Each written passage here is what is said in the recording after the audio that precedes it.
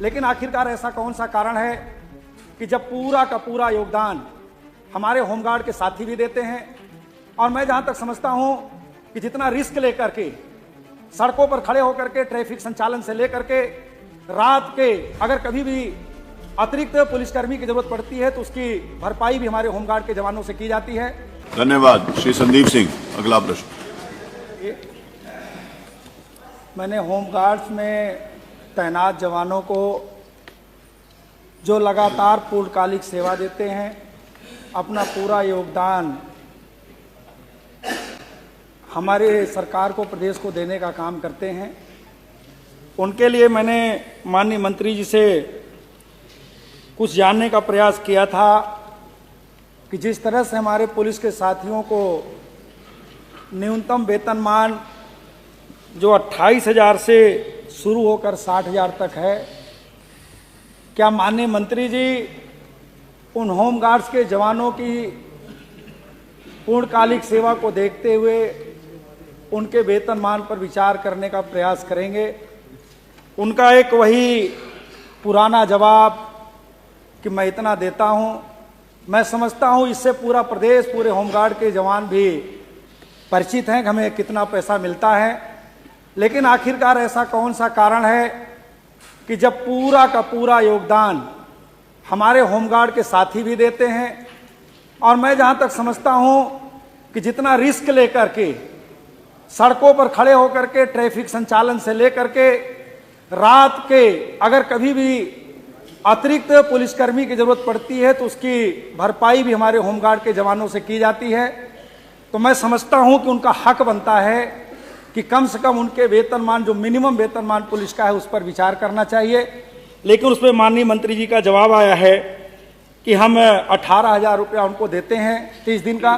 तो मैं माननीय न उनको कोई मेडिकल क्लेम मिलता है, और इंश्योरेंस के भी क्षेत्र में, जबकि अगर कभी ट्रैफिक चौराहे पर मैनेजमेंट करना होता है तो शायद सबसे पहले गाड़ियों को हाथ देने का काम, रोकने का काम, मैनेजमेंट करने का काम हमारे होमगार्ड के साथी ही करते हैं। तो मैं समझता हूं कि इंश्योरेंस में भी उन पर निश्चित रूप से विचार करना चाहिए। उनको 2 लाख रुपया और हमारे पुलिस के साथियों को 25 लाख रुपया मिलता है। तो मैं माननीय अध्यक्ष जी, आपके माध्यम से माननीय मंत्री जी से सिर्फ इतना जानना चाहता हूं कि क्या उनके वेतनमान पर विचार करने का काम करेंगे, बढ़ाने पर विचार करेंगे कि नहीं करेंगे? दूसरा, जो उनको कोई मेडिकल क्लेम नहीं मिलता, वो कम पैसे भी पाते हैं, कोई उनके परिवार को भी क्लेम नहीं मिलता, कोई मेडिकल के इलाज की सुविधा नहीं है, क्या उस पर उनको और उनके परिवार को मेडिकल क्लेम देने, मेडिकल की सुविधा देने पर विचार करेंगे? माननीय अध्यक्ष जी, मैं एक बात और आपके माध्यम से माननीय मंत्री से कहना चाहता हूं कि जब आपने स्वीकार कर लिया कि आपके पास अभी पद रिक्त हैं, तो माननीय मंत्री जी, हम आपसे जानना चाहते हैं कि इन पदों की भर्ती कब तक करेंगे, और नहीं करेंगे तो क्यों नहीं करेंगे?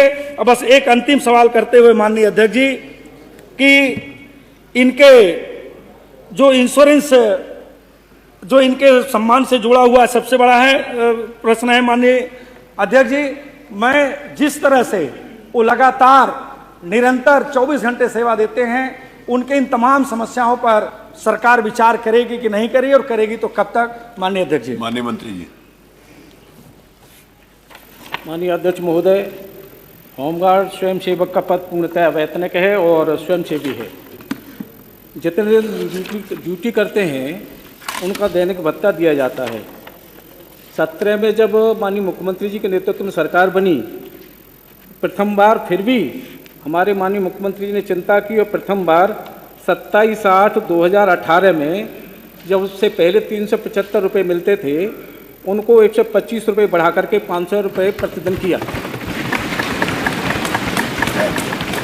दूसरे ही एक साल के अंदर दोबारा 23/9/2019 को पुलिस कार्मिक के मूल वेतन 18,000 के आधार पर माननीय मुख्यमंत्री जी ने 500 रुपये में 600 रुपये, 100 रुपये और बढ़ाकर 600 रुपये प्रदान किया। इसके साथ साथ राज्य सरकार द्वारा अनुमन्य महंगाई भत्ता भी जोड़कर अनुमन्य किया गया है। वर्तमान में 53% महंगाई भत्ता जोड़ते हुए 918 रुपये प्रतिदिन हमारे होमगार्ड जवानों को मिल रहे हैं। भर्ती की अगर बात आती है तो मैंने पहले भी अभी सदन में कहा था, यथा आवश्यक हम कार्रवाई के चलन में है हमारी। और